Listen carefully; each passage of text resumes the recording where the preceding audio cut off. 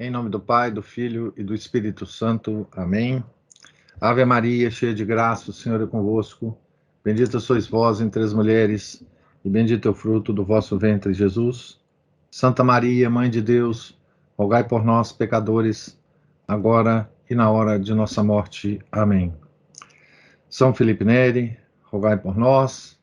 Santo Alberto Magno, rogai por nós. Nossa Senhora de Fátima, rogai por nós. Em nome do Pai, do Filho e do Espírito Santo. Amém. Bom dia a todos. Hoje é dia do filho espiritual, né? Extraordinário filho espiritual de São Domingos, né? Santo Alberto Magno, bispo e confessor e doutor da igreja. Bom, nós estamos aqui na página 99 da biografia de São Domingos, escrita pelo padre Lacordaire, capítulo 10. Nova Assembleia dos Frades Pregadores em Notre-Dame de Breuil e a sua dispersão pela Europa. Domingos partiu de Roma depois das festas da Páscoa do ano de 1218 e foi imediatamente reunir-se aos seus religiosos. Eles haviam atingido o número de 16, a saber, 8 franceses, 7 espanhóis e 1 inglês. Os franceses eram Guilherme Claret, Mateus de França, Bertrand de Garriga, Tomás, Pedro Celane, Estevão de Metz, Noel de Breuil e Odorico da Normandia. A história conservou-os, além de seus nomes, alguns traços que pintam o caráter da maior parte deles. Guilherme Claret era natural de Pamiers e um dos companheiros mais antigos de Domingos. O bispo de Osma, ao deixar a França, encarregara-o do governo da missão do Languedoc. Conta-se que depois de consagrar à ordem mais de 20 anos da sua vida, fez votos na abadia de Boulbonne, pertencente aos cistercienses, e quis mesmo transferir para eles o mosteiro de Breuil. Mateus de França passara a sua mocidade nas escolas de Paris. O conde de Montfort fê-lo prior de uma colegiada de cônegos em Saint-Vincent-de-Castres. Foi aí que Mateus conheceu Domingos e, vendo um dia suspenso, em êxtase, no ar, entregou-se a ele completamente. Foi ele o fundador do célebre convento de Saint-Jacques de Paris. O seu corpo aí jazia no coro, ao pé da cadeira que ocupara como superior do mosteiro. Ele se refere ao convento de Saint-Jacques, né, de Paris, como célebre por causa da Revolução Francesa, né? Foi o lugar que esse mosteiro foi o convento foi o lugar que os jacobinos se reuniam, né, para organizar a revolução, né? Jacobinos porque Jacobo, né, é o nome em latim, né, de Saint-Jacques. Bertrand de Garriga, assim chamado do lugar onde nasceu, pequena povoação do Languedoc, perto de Alais, era um homem de uma austeridade extraordinária. Domingos aconselhou-lhe um dia que chorasse pouco sobre os seus pecados e muito sobre os dos outros. A sua última viagem à Itália confiara-lhe o governo de Saint-Romand, né, em Toulouse. Né? Bertrand morreu em 1230. Foi sepultado em Orange, em casa de religiosos, onde as suas relíquias operaram milagres. Estas foram transportadas em 1427, por ordem do Papa Martinho V, para o convento dos frades pregadores na mesma cidade. Tomás era um cidadão distinto de Toulouse. Jordão de Saxe chama-o, abre aspas, um homem cheio de graça e de eloquência, fecha aspas. Fez-se discípulo de Domingos no ano de 1215, ao mesmo tempo que Pedro Celane, seu concidadão. Pedro Celane, jovem, rico, respeitado, mais nobre ainda pelo coração do que pelo nascimento, entregou no mesmo dia Domingos a sua pessoa e a sua casa. Foi o fundador do convento de Limoges. Foi sempre tido em grande veneração até a sepultura, onde baixou no ano de 1259, depois de exercer, nas épocas mais difíceis, o cargo de inquisidor que lhe impusera Gregório IX.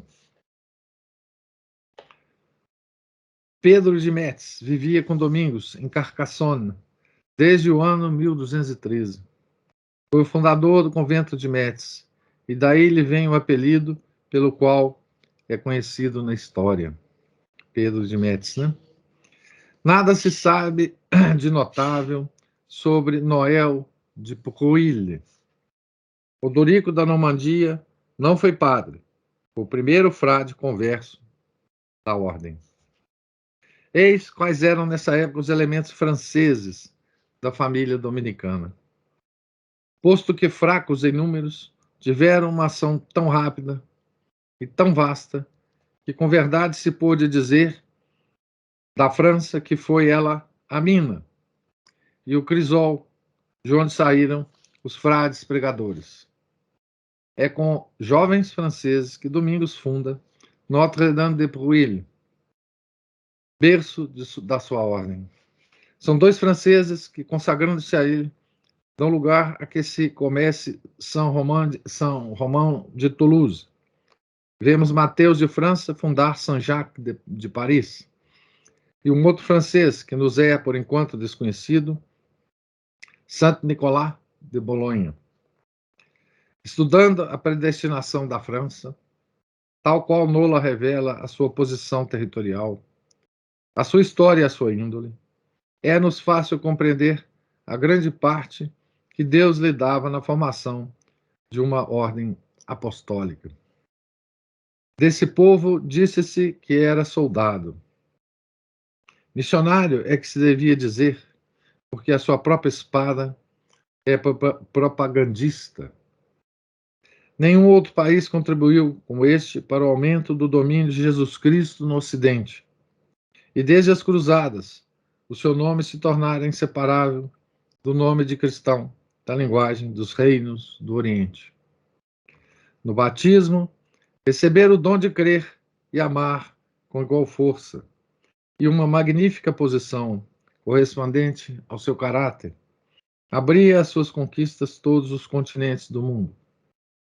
A França é uma nau cujo porto é a Europa, e que lança suas âncoras em todos os mares. Podemos nós, porventura, admirar-nos de que Deus a escolhesse para ser, na mão de São Domingos, o instrumento principal de uma ordem destinada a uma ação universal? A Espanha, todavia, não foi infiel ao grande homem que criara no seu seio, e posto que toda entregue à sua paciente e gloriosa luta contra os antigos dominadores do seu solo, assim mesmo concorreu com mais de um soldado para o exército espiritual. Aqui, bom, Lacordaire é francês, né? Ele não deixaria de fazer esse elogio à França, né? Filha primogênita da igreja. Elogio merecido, né? Absolutamente merecido. E obviamente, isso nos faz entender um pouco, né? A razão pela qual, quando se quis destruir a cristandade, as coisas começaram na França, né? A primeira revolução, que depois se espalhou pelo mundo, foi a Revolução Francesa. Também é fácil da gente entender o porquê, né? Então, se a França era a face do cristianismo na Europa, que é o berço da civilização ocidental, para destruir essa civilização, teria que se começar na França, né? Então, e hoje, quando a gente olha para a França, bem, a gente entende perfeitamente, né? Então, os espanhóis, né? Foram eles os seguintes: Domingos de Segovia, Lúcio Gomes, Bem-aventurado Manés, Miguel de Fabra, Miguel de Uzeiro, Pedro de Madrid e João de Navarra. Domingos de Segovia, um dos mais antigos companheiros do apostolado do Languedoc.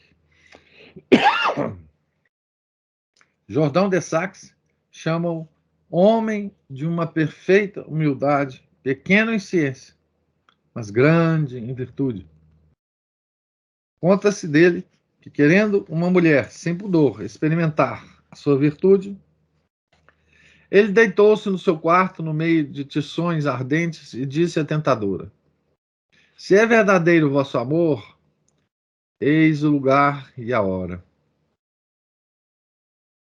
Esses fatos são todos tirados aqui da vida de São Domingos, né? Escrita pelo Jordão de Saxe. Sueiro Gomes era um dos principais fidalgos da corte de Sancho I, rei de Portugal. A notícia da cruzada contra os albigenses atraíra-o ao Languedoc, onde serviu, como cavaleiro, à causa católica. Movido, porém, pela graça de Deus, reconhece que existe uma milícia melhor e tudo abandona para pregar Jesus Cristo e a sua palavra. Foi o fundador do convento de Santarém, que fica sobre o Tejo, algumas léguas acima de Lisboa. O rei Afonso II honrou sempre com grandes provas de confiança. Morreu em 1233, glorificado com o título de santo por vários historiadores. O bem-aventurado Manés era irmão de São Domingos. Ignora-se quando e como tomou o hábito da ordem. Morreu em 1230 e foi sepultado em Gumiel d'Azan, no túmulo dos seus antepassados. Miguel de Fabra foi o primeiro leitor ou professor de teologia que a ordem teve. Ensinou no convento de Paris, foi confessor e pregador de Jaime, rei de Aragão, e fundou os conventos de Maiorca e Valência. Os antigos escritores celebraram o seu zelo apostólico, os seus serviços na guerra contra os mouros, a sua assiduidade na oração e na contemplação, e os seus milagres. Seus restos foram primeiro enterrados na sepultura comum dos frades de Valência. Porém, superior, avisado por um milagre, que os transportasse para um lugar mais digno, depositou-os com grande pompa numa capela do convento dedicada a São Pedro Mártir. A tradição nada nos transmitiu de notável sobre Miguel de Uzeiro e Pedro de Madrid. João de Navarro nasceu em Saint-Jean-Pied-de-Port. Recebeu o hábito da ordem a 8 de agosto, dia da festa de Santo Agostinho. Foi o único dos primeiros companheiros de Domingos que serviu de testemunha no processo de sua canonização. E pelo seu próprio depoimento, sabemos que muitas vezes o acompanhou e viajou com ele. Finalmente, a Inglaterra alia também uma gota de seu sangue ao sangue francês e espanhol, dessa primeira geração da dinastia dominicana, como se todos os povos marítimos da Europa devessem pagar-lhe o seu tributo. O inglês, companheiro de Domingos, chamava-se Lourenço. Então, os povos marítimos, né? Portugal, Espanha, França. Faltou a Itália, né? Da Itália nos dará São Tomás de Aquino, né? na Ordem de São Domingos. Se foi grande o júbilo a chegada do pai de família. Não foi menor o espanto quando se soube da resolução que trazia de os dispersar imediatamente a todos. Então, nessa volta de São Domingos de Roma, né? Estavam todos persuadidos de que ele os conservaria muito tempo na santa e estudiosa obscuridade do claustro. Não parecia haver a menor probabilidade de que ele quisesse quebrar a unidade de uma corporação ainda tão diminuta, e que se poderia esperar de uma mão cheia de homens dispersos pela Europa antes da fama da nova ordem os haver precedido. O arcebispo de Narbonne, o bispo de Toulouse, o conde de Montfort, todos os que se interessavam pela ordem recém-nascida, pediram encarecidamente a Domingos que não arriscasse o seu feliz êxito com uma prematura ambição do bem. Ele, porém, tranquilo e inabalável no seu propósito, respondeu-lhes, abre aspas, meus senhores e pais, não vos oponde a mim, porque eu sei bem o que faço. Fecha aspas. Isso aqui está nas atas de Bolonha, né, de canonização, do depoimento de João de Navarro. Né? Pensava na visão da Basílica de São Pedro e soavam-lhe aos ouvidos as palavras dos dois apóstolos. Ide pregar. Receber ainda outro aviso sobre a próxima ruína do conde de Montfort. Vira em sonhos uma grande árvore que, cobrindo a terra com seus ramos, dava abrigo às aves do ar, quando um golpe imprevisto, deitando-a de repente abaixo, dispersou todos os que se haviam acolhido à sua sombra. Quando é Deus que manda esses presságios misteriosos, junta-lhes uma certa luz e explica o seu sentido. Compreendeu Domingos que Montfort era a árvore cuja queda havia de derrubar as esperanças dos católicos e que não era, portanto, prudente edificar sobre um túmulo. Uma superior sagacidade humana juntava-se a essas revelações e contribuía para o dissuadir do conselho de seus amigos. A sua ideia era que o apóstolo se forma mais depressa na ação do que na contemplação, e que o meio mais seguro de atrair gente à sua ordem era estabelecê-la afoitamente no centro mesmo das agitações do espírito humano. Ele mesmo deu essa memorável razão aos seus discípulos sob a figura tão engenhosa como apropriada. Abre aspas. O grão, disse-lhes ele, frutifica quando o semeiam e estraga-se quando o guardam amontoado. Fecha aspas. 3 cidades governavam então a Europa: Roma, Paris e Bolonha. Roma, pelo seu pontífice, Paris e Bolonha, pelas suas universidades, que era o ponto de reunião da mocidade de todas as nações. Foram essas 3 cidades que Domingos escolheu para serem as capitais da sua ordem. Não podia, porém, esquecer sua pátria, embora esta não tivesse ainda entrado no movimento geral da Europa, nem abandonar o Languedoc, que tivera as primícias dos seus trabalhos. Desse, pois, qual era a tarefa que ele se propunha ao mesmo tempo e quais os elementos de que dispunha. 16 homens pareciam-lhe suficientes para conservar Pruil e Toulouse, para tomar posse de Roma, Paris, Bolonha e Espanha. É impressionante esse comportamento dos santos, né?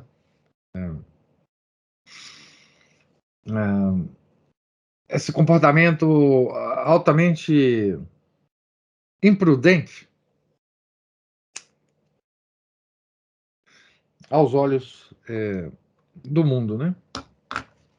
Então, São Domingos, ele ele tinha 16 homens nessa recém-criada ordem e tinha as 3 cidades mais importantes da Europa, mais a Espanha. E esses 16 homens, né? Alguns tinham convivido com ele mais tempo, outros menos tempo, outros quase tempo nenhum, outros quase tempo nenhum. E ele simplesmente dispersou esses homens, né, por essas cidades. Nem ficavam ainda por aqui os seus projetos.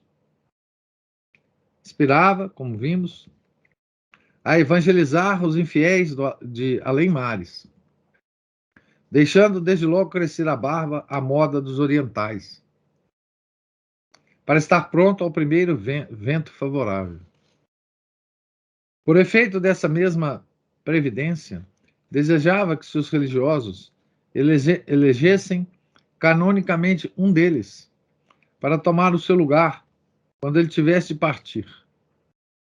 Estando desse modo tudo decidido na sua mente, e depois de gozar algum tempo da aventura de viver em comum com todos os seus, convocou-os a reunirem-se no mosteiro de Pruille no próximo dia da Assunção.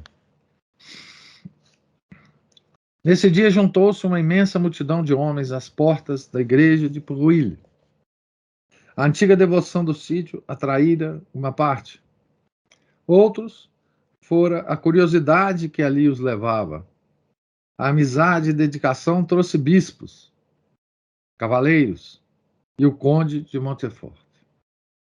Domingo celebrou o santo sacrifício nesse altar, tantas vezes testemunha das suas lágrimas secretas.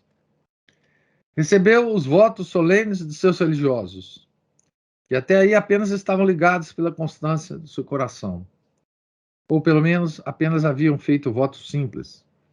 E no fim do discurso que lhes dirigiu, voltando-se para o povo, falou-lhe nos seguintes termos. Aqui São Domingos falando, né? Há muitos anos que vos exorto inutilmente, com brandura, pregando, suplicando e chorando. Mas segundo o provérbio do meu país, onde a bênção nada pode, pode alguma coisa, castigo. Eis, pois, porque excitaremos contra vós os príncipes e os prelados, e ai de vós, armarão contra este país os reinos e as nações, e um grande número perecerá pela espada. As vossas terras serão devastadas, as vossas muralhas derrubadas, e vós todos, ó pesar, sereis reduzidos à servidão. Deste modo, prevalecerá o castigo, onde nada puderam a bênção e a brandura. Termina o discurso aqui, né? Estes adeuses de Domingo, à terra ingrata que ele durante 12 anos regara com seus suores, parece um testamento formal contra aqueles que haviam um dia de profanar a sua memória. Para sempre determinou o caráter do seu apostolado, cuja força consistiria sempre na brandura, nas pregações, nas súplicas e nas lágrimas. A profética ameaça neles contida lembra, pelo seu tom, esta célebre lamentação de Jesus Cristo sobre Jerusalém. Está em Lucas 19, versículos 42 a 44. Ai de ti, se ao menos nesse dia que ainda te é dado, tu conhecesses o que te pode trazer a paz. Mas agora essas coisas estão ocultas aos teus olhos.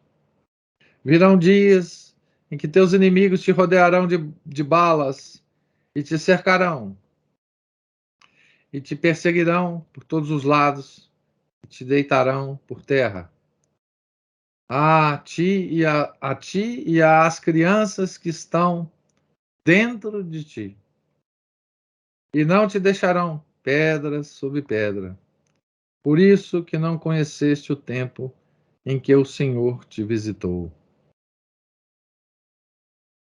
Isso aqui é uma lamentação de Jesus sobre Jerusalém, né?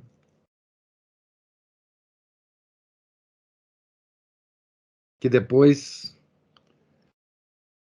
40 anos depois, né, será cercada por Roma, né, e perecerá de forma horrível. Né? Domingos não diz que há de ser ele, que há de pessoalmente excitar contra eles os príncipes e os prelados, mas não separando a sua pessoa da cristandade inteira, diz sob uma forma que implica uma solidariedade geral. Eis que nós excitaremos contra vós os príncipes e prelados. Essa foi a frase de São Domingos. Né?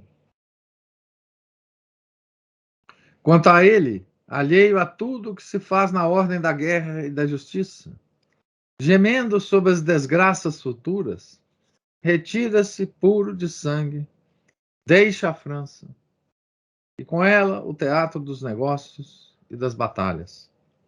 Vai fundar conventos na Itália, França e Espanha, e de cajado de viajante em punho, com a sacola às costas, gastar nessas criações pacíficas os restos de uma vida já devorada pelo sacrifício.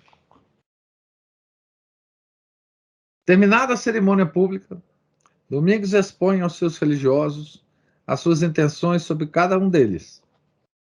Guilherme Claret e Noel de Pouilly ficam no mosteiro de Notre-Dame de Pouilly. Tomás e Pedro Celane, de São Romão de Toulouse, em São Romão de Toulouse. Destina à Espanha, Domingos de Segóvia, Sueiro Gomes, Miguel de Uzeiro e Pedro de Madrid. Paris teria 3 franceses, Mateus de França, Bertrand de Garriga e Odorico da Normandia. 3 espanhóis, o bem-aventurado Manés, Miguel de Fabra e João de Navarro. E mais um inglês Lourenço. Reservara a Domingos Estevão de Metz apenas para a fundação dos conventos em Roma e Bolonha. Antes de se separarem, os religiosos elegeram para abade Mateus de França, isto é, para superior-geral da ordem sob a autoridade suprema de Domingos.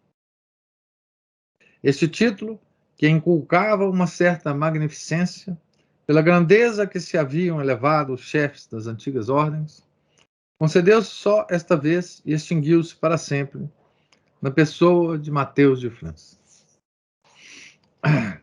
Determinou-se que se daria o nome mais modesto de mestre àquele que fosse chamado ao governo geral dos frades pregadores, e não superior geral, né? Superior geral da ordem, apenas mestre. Né? Essa decisão do mundo, essa divisão do mundo entre alguns homens era já por si um espetáculo extraordinário.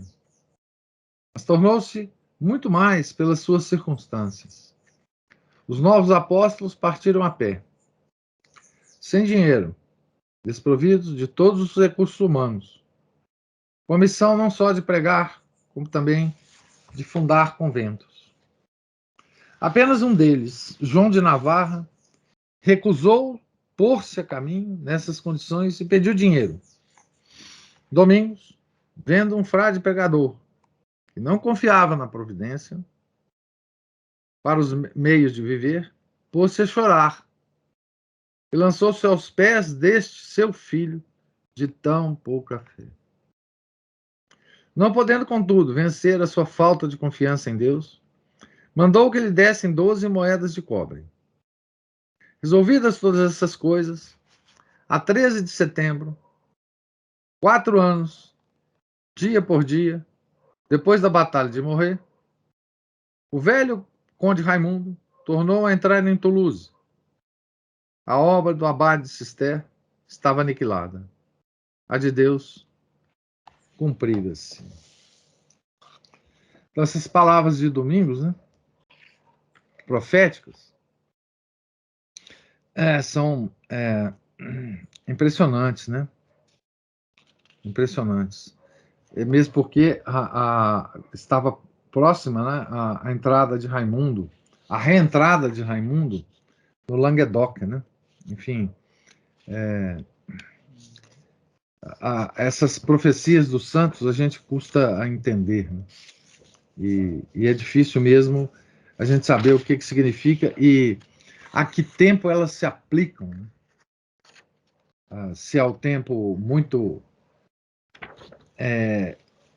num futuro muito próximo a ele, ou se, enfim, mais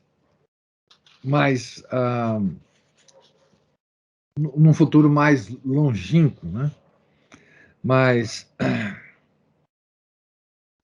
enfim, é um discurso duro, né? Onde a bênção nada pode, pode alguma coisa o castigo. Essa frase é muito interessante para a gente meditar um pouco, né, sobre o que tem ocorrido no mundo nos últimos tempos, né?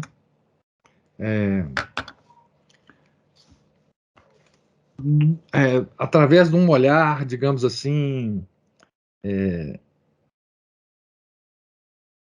religioso, né? Através de um olhar, quase que a gente pode dizer, através do olhar de Deus, né?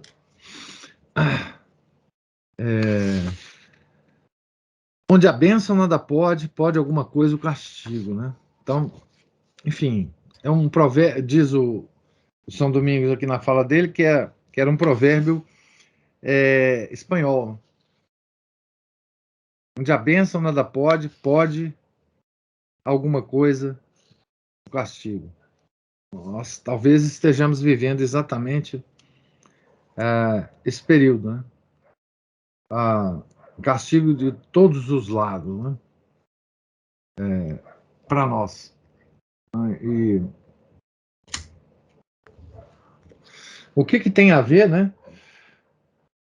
A situação do mundo com a situação da igreja. O que tem a ver isso que está se passando com o mundo com a situação da igreja, né? Isso também é um manancial para meditação, né? E para discórdia, né? Obviamente, para discórdia. A própria discórdia aliás, a confusão mental, dizem os entendidos, né? Que a confusão mental é o maior castigo que Deus pode nos dar, né? Aliás, os Salmos é cheio dessa expressão, né? Algo tipo que nossos inimigos não nos confundam, né? Que eu não seja confundido, né? Esses pedidos a Deus, né? É uma constante nas Sagradas Escrituras, né? Confusão mental é uma das coisas mais terríveis como castigo, né? E hoje parece, né, que nós estamos vivendo num mar de confusões, né? É mais do que discórdia, né? A confusão é uma espécie de impossibilidade de chegar à concórdia. Né? É mais do que simplesmente discordar, né? Nós não temos mais bases para concordar, né?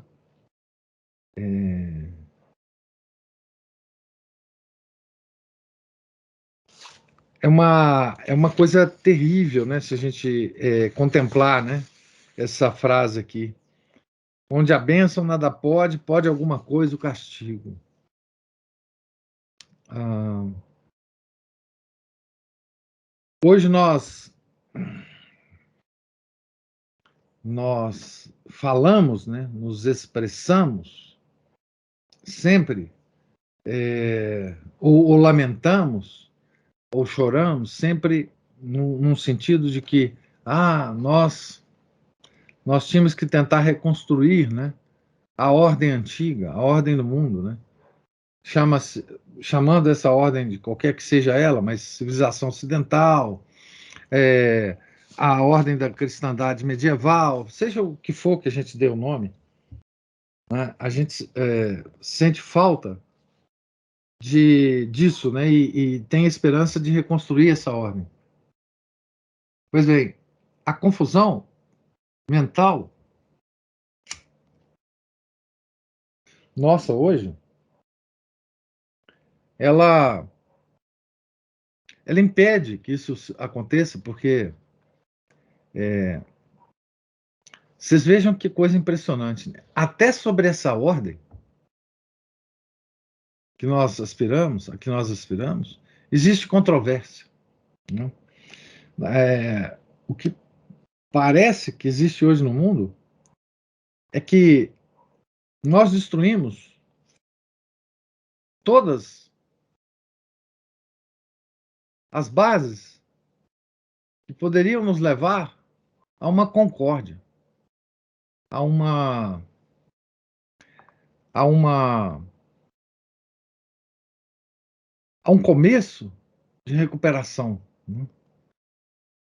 Essa confusão que os salmos sempre pedem a Deus Todo-Poderoso que não nos atinja, né? Que nossos inimigos não nos confundam,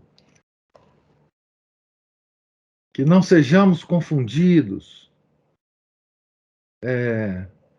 Essa coisa antiga, né, dos Salmos de Davi. Hoje nós temos uma ideia de por que Davi, né, compositor dos Salmos, usava essa expressão, né? Eu muitas vezes não entendia essa expressão, né? Até que eu compreendi que o tom,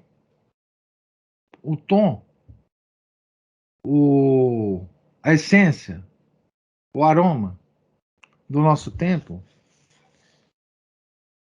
é a confusão e a impossibilidade do discurso humano, né? Do, do argumento, né? A impossibilidade de se argumentar. A confusão traz isso, né? No seu, é, no seu seio. É um exemplo muito de baixo nível, né? A gente pode ver dessa confusão em qualquer discussão que se estabeleça hoje sobre qualquer assunto, né? Sobre qualquer assunto.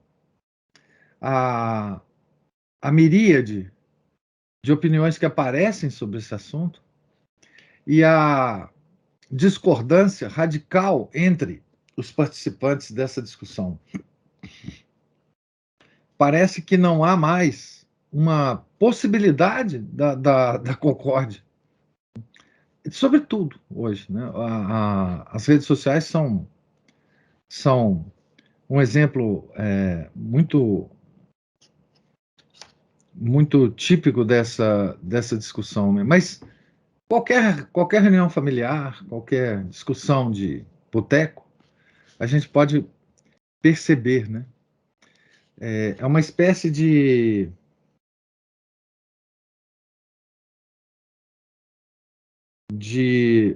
situação em que nós nos encontramos, em que nós não estamos querendo mais concordar, nós estamos querendo agora apenas expressar a nossa opinião e afirmar a nossa posição pessoal sobre um assunto. Não importa mais. E outra, quando a gente. Parece que hoje, nós nos envergonhamos de ser convencidos numa discussão a mudar de opinião, né? Veja como é que é a confusão mental que nós nos encontramos hoje, né? Então, essa não é a situação do mundo que é o castigo, me parece, né? É a própria confusão que é o castigo. Onde a bênção nada pode, pode alguma coisa o castigo. Por que o castigo? Aqui se liga a bênção com o castigo, né? E aí, então, por que o mundo está assim, né? Porque bênção significa também graça, né? Porque o mundo recusou a graça. Então, quando o mundo recusa a graça, ele recusou a graça através da igreja fundada por nosso Senhor Jesus Cristo, né? Então, quando o mundo recusa a graça, recusa a bênção, não resta outro caminho a Deus senão o castigo. Esse é o caminho do Velho Testamento com o povo escolhido. Então,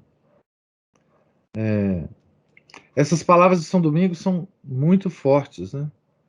Muito, muito pesadas, né? E ele compara, muito certamente, Padre Lacordaire, com aquela fala de Jesus Cristo. Não? Ai de ti, se ao menos nesse dia que ainda te é dado, tu conhecesses o que te pôde trazer a paz. Tá vendo a confusão? Nós não mais sabemos, né? Não reconhecemos mais, né? O que nos pode trazer a paz, ou no nosso caso, o caminho de volta, né? Nós não temos mais condição de achar o caminho de volta, né? Então é isso. Eu terminei aqui o capítulo 10º, né? Esse capítulo é um capítulo apenas de descrição, né, da dispersão da ordem, as pessoas que participaram dessa dispersão, né?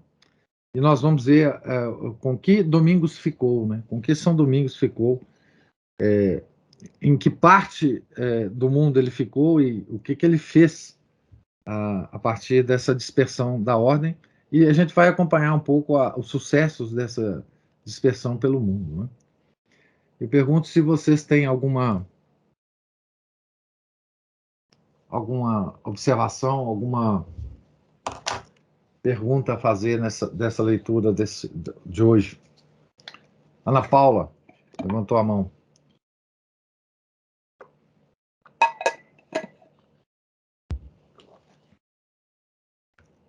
Pode falar, Ana Paula.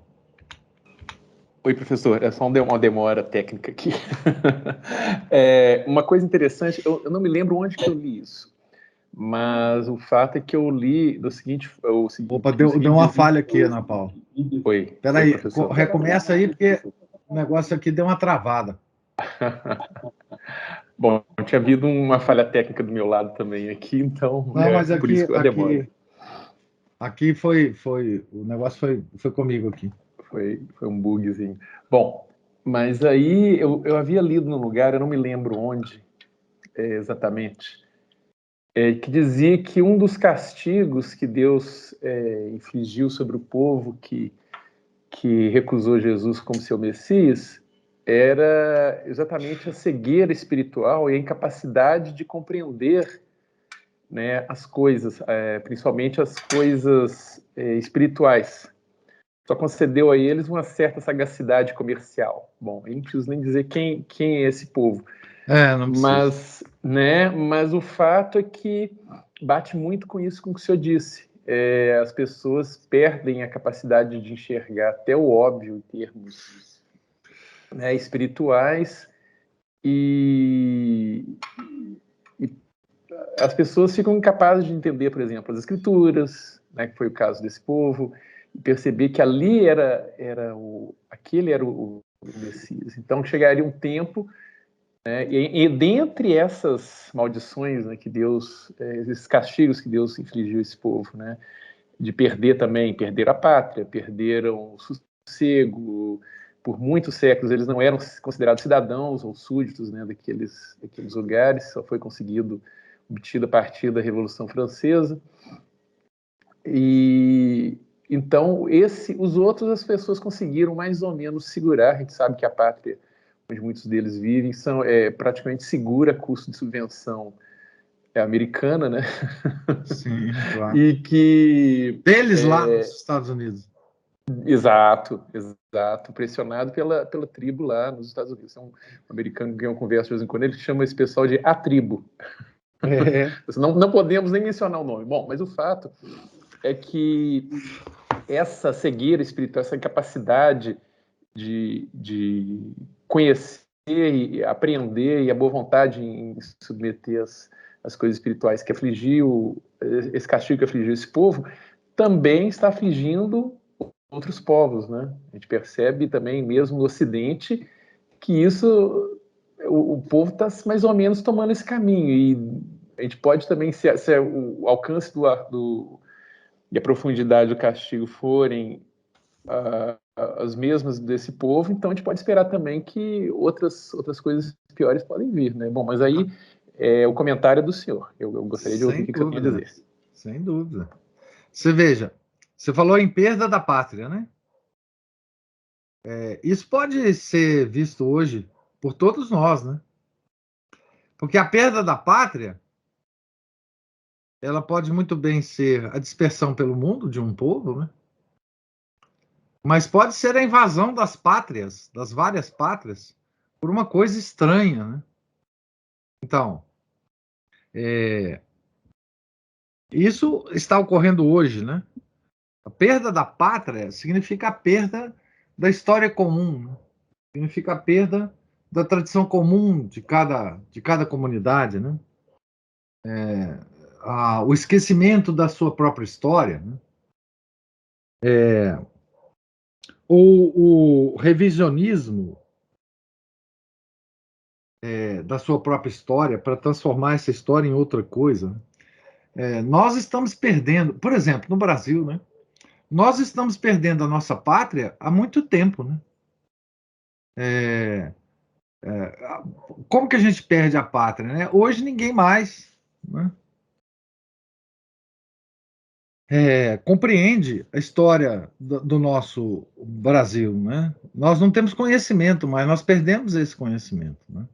Quando a gente perde esse conhecimento, a gente perde a pátria. Nós estamos no mesmo lugar, né? E as nossas fronteiras, digamos assim, não é? São as mesmas, não é? Mas nós não somos mais, nós não temos mais a ligação da tradição, nós não somos herdeiros dos nossos antepassados, nesse sentido, né? Então a gente perdeu a pátria, a gente é estrangeiro, não é? Então, esses castigos, eles são os mesmos, né, que Deus dava ao povo escolhido do Antigo Testamento, né? E ele está dando o mesmo castigo, né, ao povo escolhido do Novo Testamento, né? E ele, você veja a questão da confusão, né? Eu me lembrei enquanto você estava falando, Márcio, daquela passagem na vida de Santo Tomás, em que já no final da vida eles perguntam a ele, acho que foi o Frei Reginaldo, pergunta a ele qual que foi a maior graça que ele recebeu na vida. Então ele diz, né? A maior graça que eu recebi na vida é que eu entendi todas as páginas dos livros que eu li. Então, você veja, quanto essa clareza mental era importante para São Tomás de Aquino, né? Esse profundo entendimento do que ele lia, né? E, obviamente, do que ele via, né? Então, veja, às vezes a gente imagina que a, o castigo de Deus vem através de guerras, essas calamidades, né? E a gente pouco pensa na confusão mental, né? Mas eu penso, né, que o pior de todos os castigos é você tirar do homem a capacidade de entender, de compreender, de compreender a própria situação, né? Porque mesmo que você esteja numa calamidade, se você estiver compreendendo as coisas direitinho, você tem muita condição de se salvar e salvar as outras pessoas, né? Então, se você está numa, numa situação em que a confusão impera na sua cabeça, você não tem mais condição de fazer nada. Você é um joguete, porque a cada momento você se vê julgado para um lado e para o outro. Vocês vejam, todas as coisas que acontecem hoje a gente não compreende. A gente tenta, mas não compreende. Aos mínimos detalhes, não é coisa muito absurda, não. A gente não compreende praticamente nada mais do que acontece, né? A Ana Paula levantou aí a mão. Ou o Márcio, né? Não, sou eu mesmo. É que essa conversa sobre confusão mental me fez lembrar o seguinte: eu comprei um curso aqui para entender melhor a Covid, né? Já que eu estou passando um problema aí na família com uma pessoa que tomou a injeção. Então, o médico lá fala que uma das coisas que essas injeções vão provocar é demência. Aí se eu penso, quão demoníaco É. essa coisa que nós estamos vivendo. Pois é.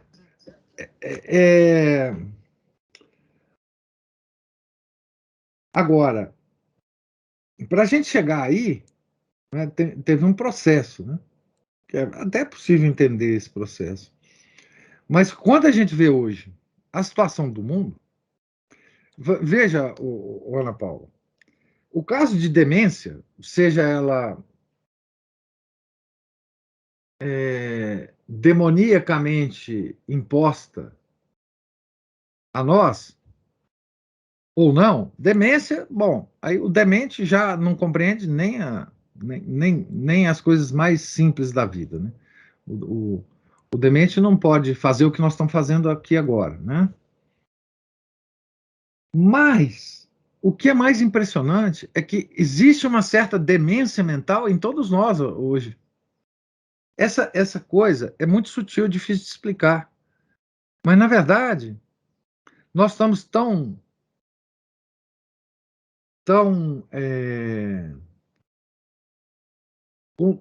com tão poucas possibilidades de compreender as coisas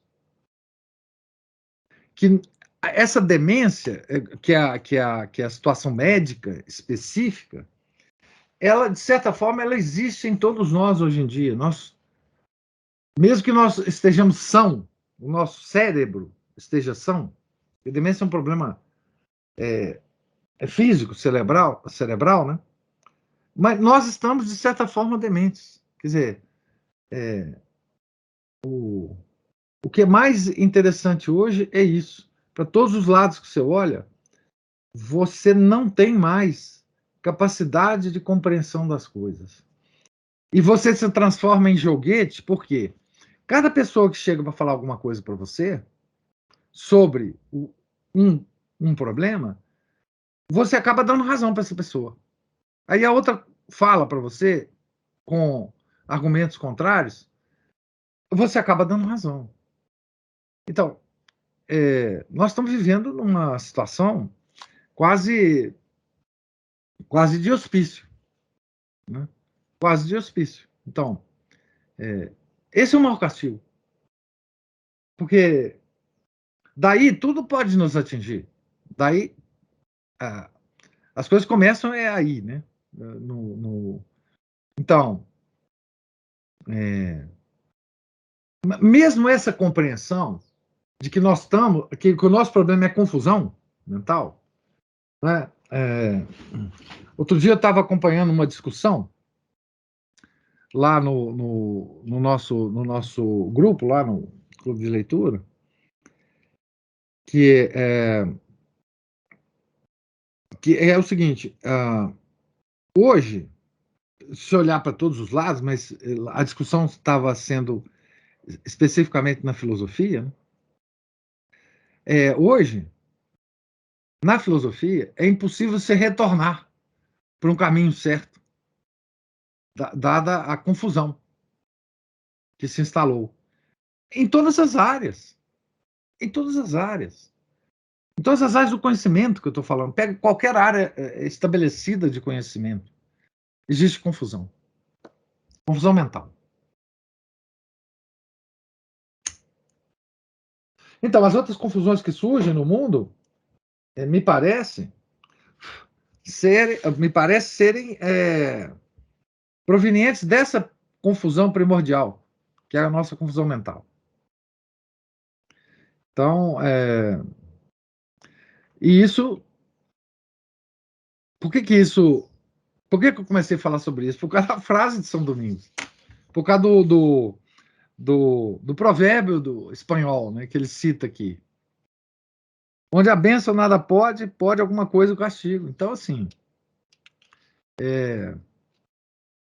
talvez seja isso, né? Talvez... quando as pessoas falam do fim dos tempos, dessas profecias apocalípticas, etc., etc., e até do anticristo, né? Que está envolvido no anticristo é que as pessoas confusas mentalmente vão confundir o anticristo com Cristo, né? Então, essa é o ápice da confusão, né? Não existe mais alta confusão do que você confundir os opostos e achar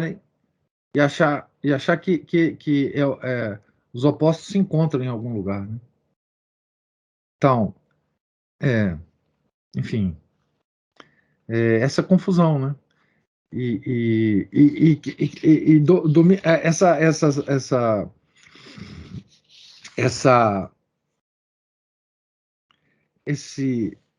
Esse trecho aqui do sermão de São Domingos, né? É muito significativo, né? Não só para a época dele, mas assim, as vossas terras serão devastadas, as vossas muralhas derrubadas, e vós todos, ó pesar, sereis reduzidos à servidão. Então, a confusão leva à servidão, né? Servidão. Então, é claro que a gente não pode esticar muito esse sermão aqui de São Domingos, mas vivendo nos tempos de hoje, né? A gente encontra uma certa ressonância nessa profecia aqui, né? De São Domingos, né? Vós todos serão reduzidos à servidão. Então, é isso, né? E quem sofre mais nessa situação?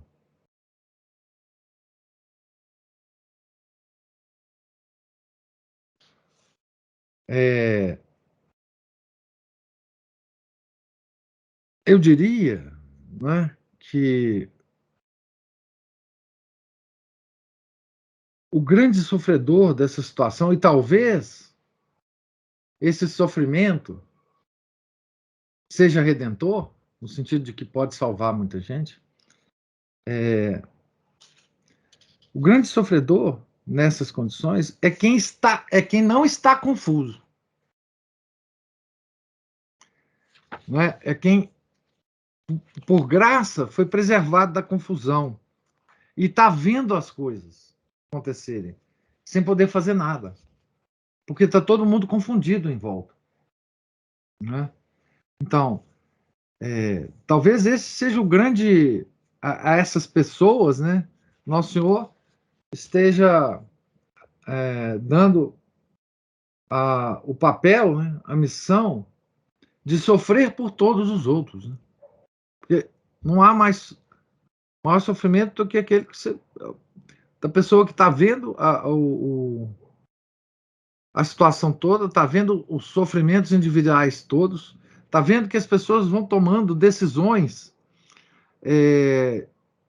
no estado de confusão e decisões sempre erradas, não pode fazer nada, está vendo o que vai acontecer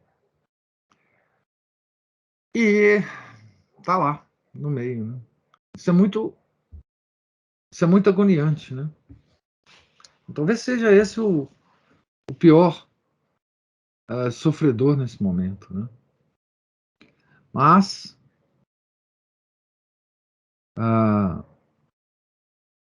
nós temos uma virtude teologal que se chama esperança, né?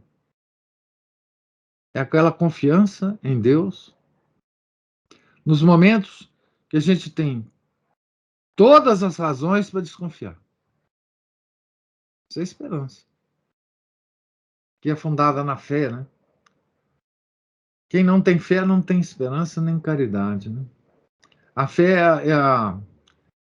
é a virtude fundante, né? Das três virtudes teologais. Então, nós que temos fé, temos esperança e temos caridade.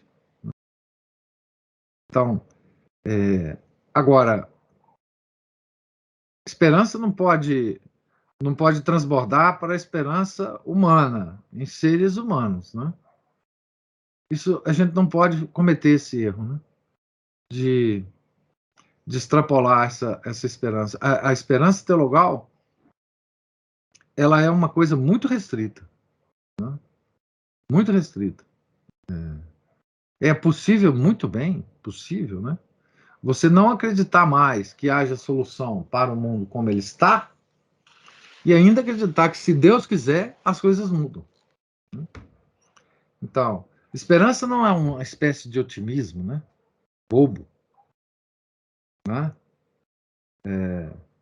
E essa desesperança nos homens também não é pessimismo idiota.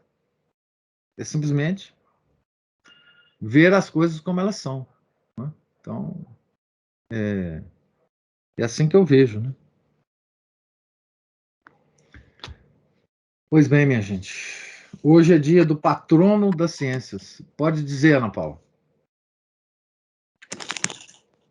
Quer dizer que eu, pessoalmente, professor, tenho procurado alimentar a minha esperança olhando para a minha própria vida pregressa e vendo que houve tantas possibilidades de eu ter me perdido, vamos dizer assim, não está me faltando outra palavra, e por graça de Deus, eu estou aqui agora,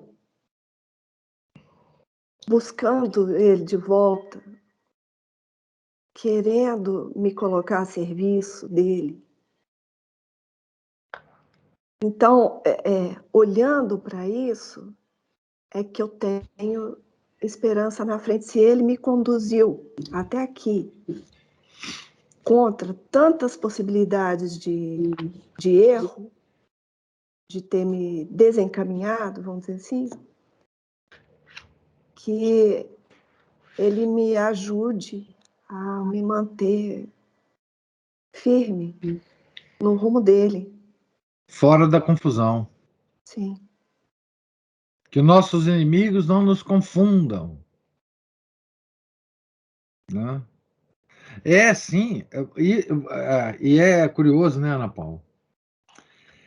Que existe a ação de Deus sobre cada um de nós, e existe a ação de Deus sobre o mundo. Ou seja, e essas duas ações não são separadas, né? Se Deus, como eu disse anteriormente, né? Se Deus quiser, as coisas no mundo voltam ao normal. Essa ação global, Deus também a tem. Mas ele a tem através das pessoas. Então, se Deus quiser, ele vai usar individualmente as pessoas para que elas façam essa volta. Né? Ele vai suscitar muitas pessoas ao mesmo tempo para empreender essa volta. Ele pode fazer isso a hora que ele quiser, se ele quiser. Né? Mas nós não temos que ficar prescrutando muito essa ação de Deus futura. Não temos controle sobre ela. Né? O que nós temos que fazer, a igreja nos ensina. Sempre nos ensinou. É fazer a nossa parte, prestar o devido culto de adoração a Deus, né? E fazer o que ele quer que nós façamos. A gente nunca pode ter a pretensão de resolver problemas que estão muito, muito distantes do nosso nariz. O nosso nariz é uma boa medida do círculo de ação que a gente tem, sabe? Então, é aí que nós temos a nossa ação. O resto é Deus que tem ação, né? Então, não nos afastemos muito do nosso nariz. É aí que a gente tem a nosso círculo limitado de ação. Façamos o melhor, né, nesse círculo. E o resto não é nem esperar o bom ou ruim, o melhor ou o pior. É entregar mesmo, descansar o nosso coração em Deus, né? Entregar a Ele o comando das coisas, porque nós não temos comando de nada, né? Então, nesses tempos, nós temos que agir assim sempre. Mas nesses tempos escuros que nós vivemos, mais ainda. Mais ainda. Nos entregarmos a Ele totalmente e fazer o que a gente pode, segundo o nosso raciocínio, segundo o nosso tirocínio. Né? Exercendo a nossa própria liberdade, fazer o que a gente pode. O resto. Né? Então, hoje é dia do o patrono das ciências, né? Santo Alberto Magno, dominicano, professor de São Tomás de Aquino. Né? Então, rezemos muito por ele hoje, para que ele nos ilumine, para que ele nos consiga a graça da clareza mental, né? Que ele nos faça, nos proteja da confusão, né? Da confusão dos nossos inimigos. Né? É um bom santo para a gente pedir isso hoje, né? Tá certo?